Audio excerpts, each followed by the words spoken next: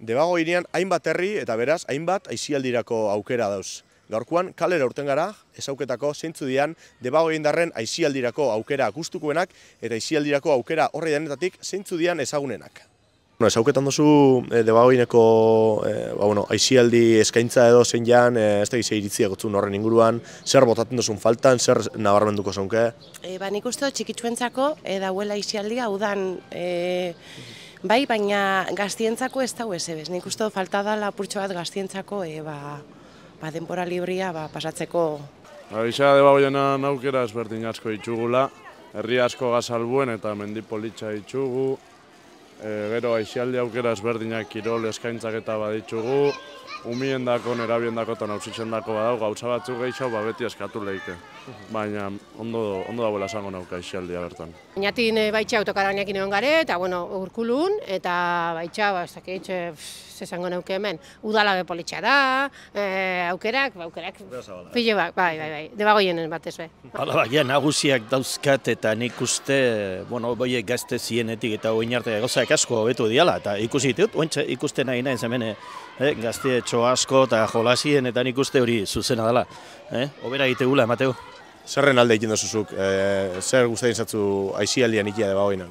Neu kiroltzalian, hasta ero lagunea zebiltzea tabernatan, eta edo zein gazte moduen nik uste dut egisa esan.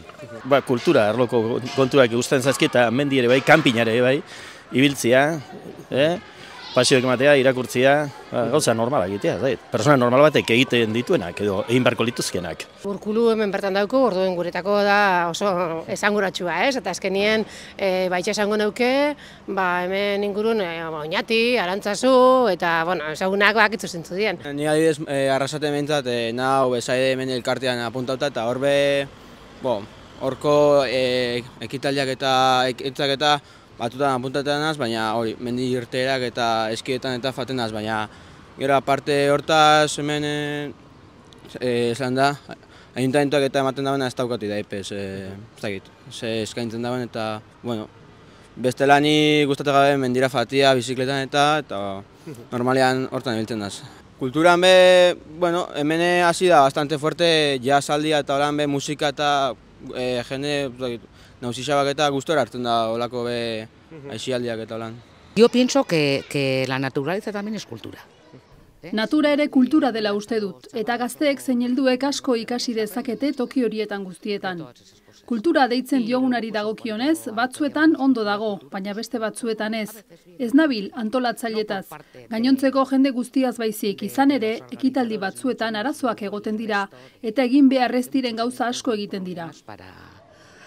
Para hacer cosas que no se deben.